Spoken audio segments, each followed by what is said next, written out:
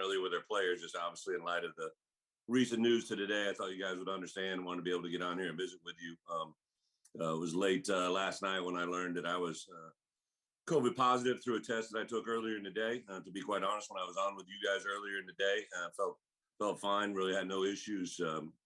Later in the day, kind of felt some different mild symptoms coming on. I had actually returned from Saturday recruiting and tested on Saturday, was negative. Felt great on Saturday night. The only bad part was I had to wait for about 5 hours to get my results because I had two little girls at home that were waiting to see their dad. So Saturday was clean.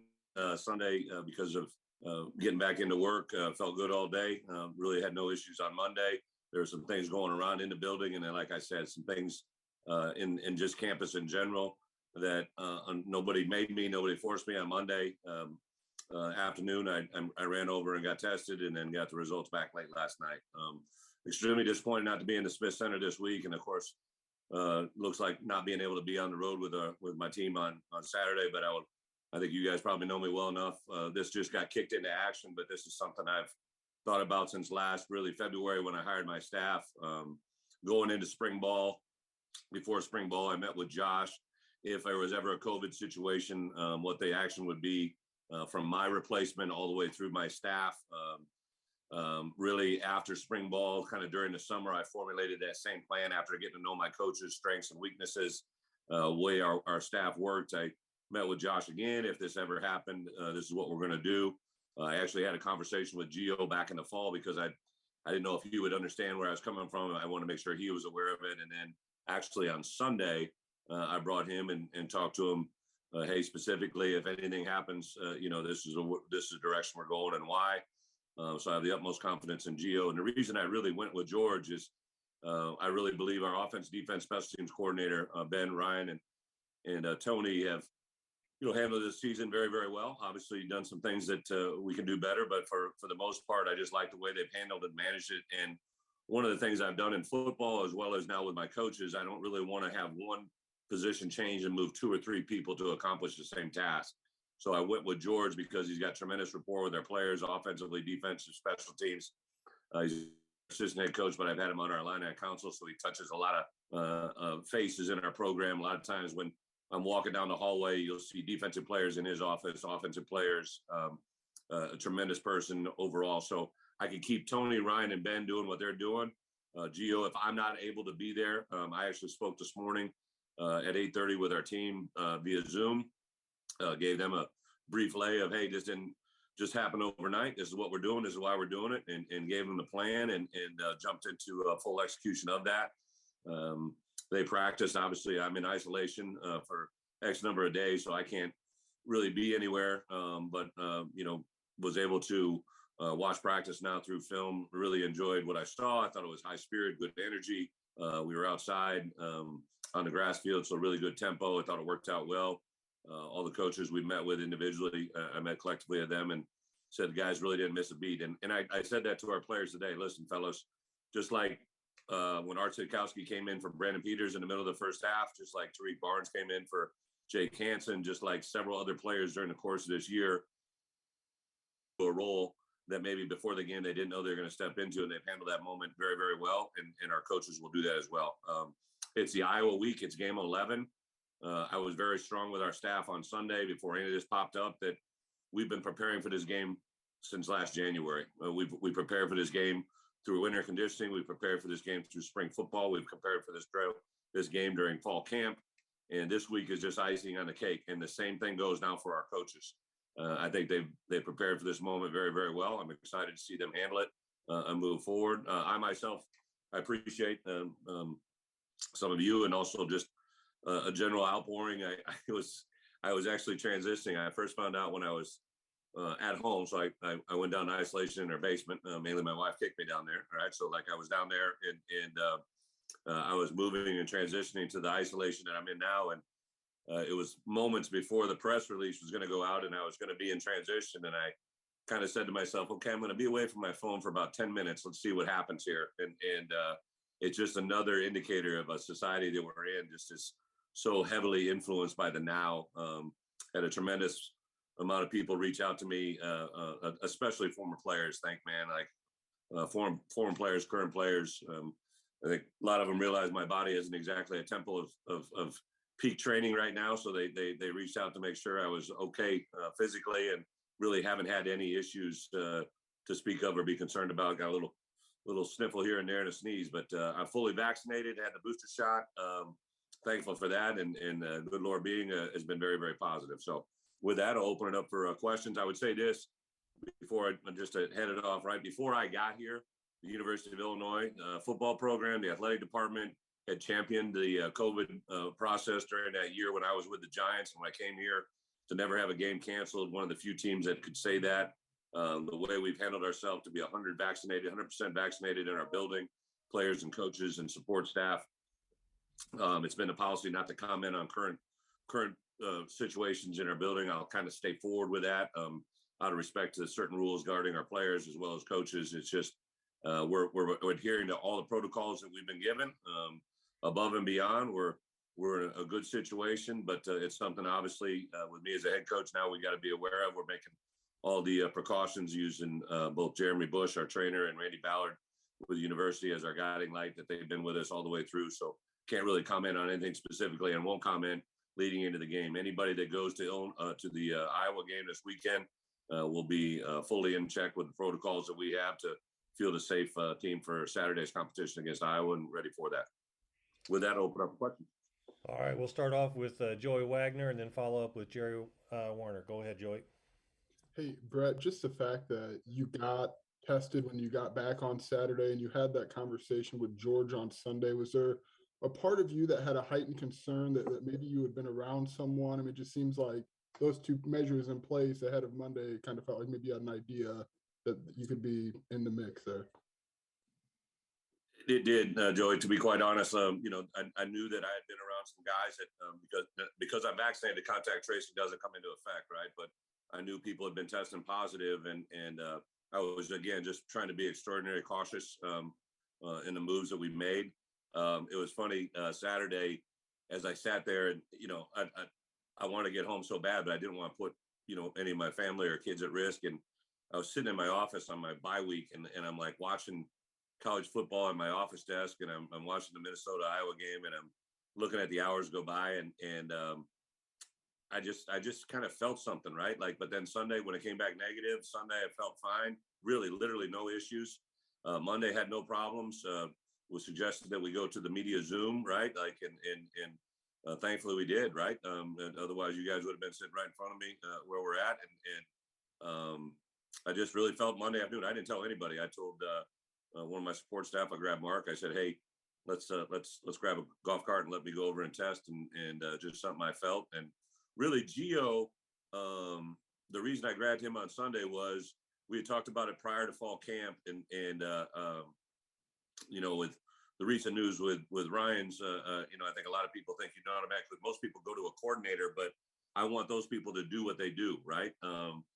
And that's when I just brought Gio in and said, "Hey, I'll work you through every moment of if anything pops up, but I just want you." And he was great about it. And last night when I called him at midnight, he was great about it, right? I mean, he was classic Gio. I go, "Where are you at?" He goes, "I'm still at the office," right? So like I should have known.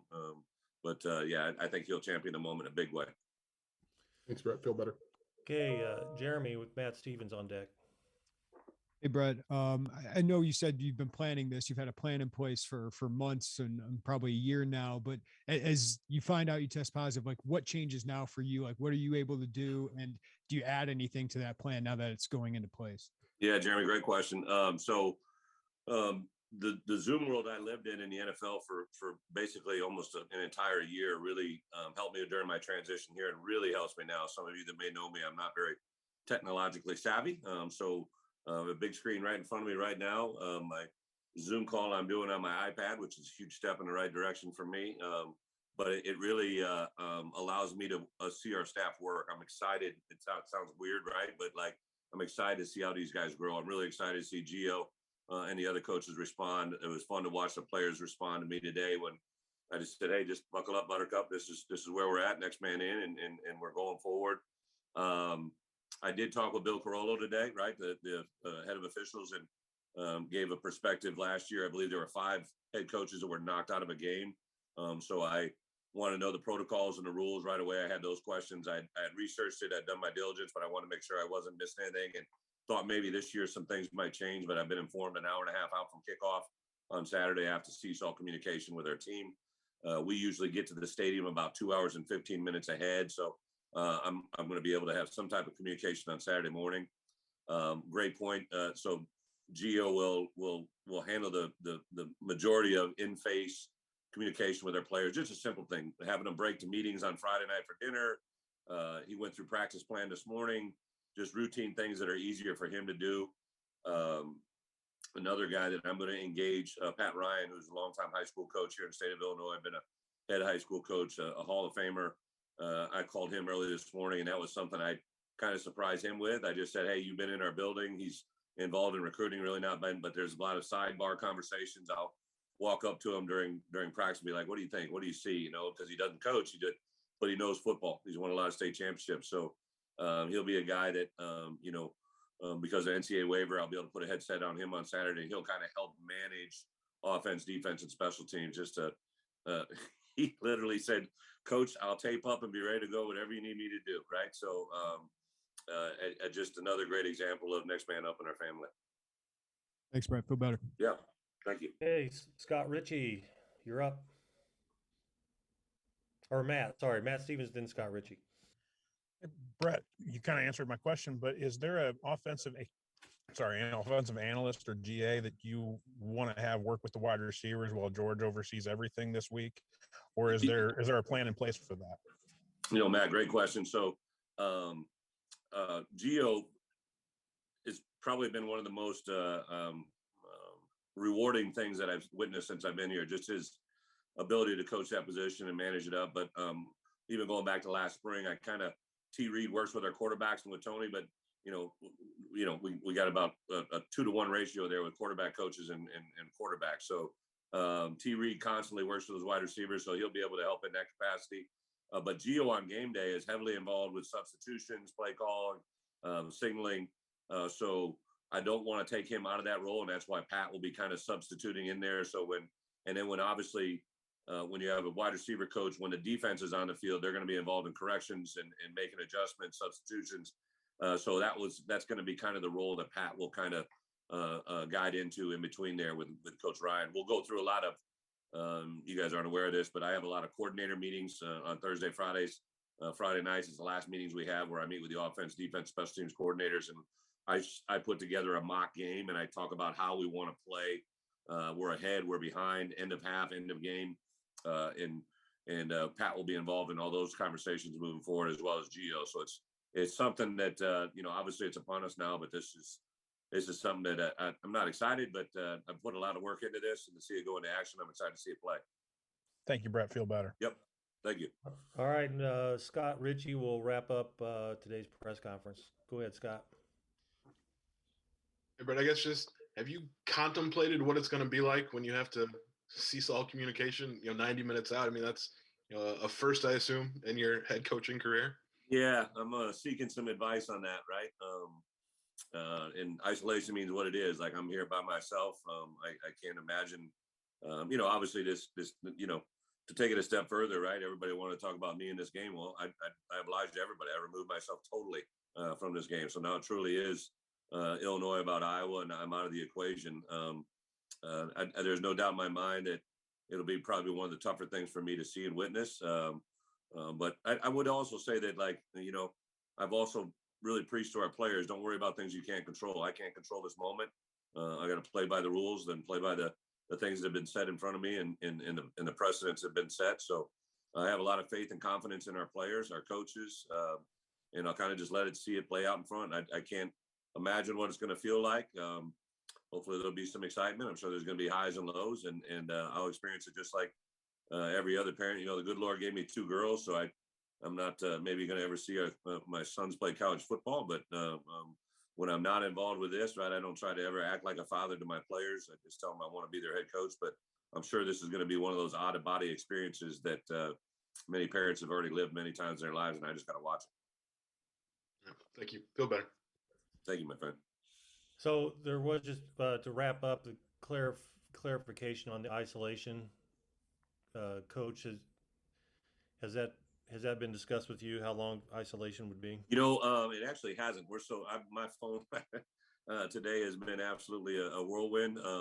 I know the protocol is obviously I received the test, the positive test late last night. So, but because I tested on Saturday, I don't know where it's going to land. But I've been told I think I'll be able to be in place for the Northwestern game if all things continue to move forward. I've felt good all day to hear. Hopefully, everything continues to move in the right direction there, and I appreciate all the concern from the university and from my health and well-being, and we'll see that one plays out. But I think main focus is us right now is just trying to keep our players on task and get ourselves into a great situation for a travel day on Friday and a game on Saturday.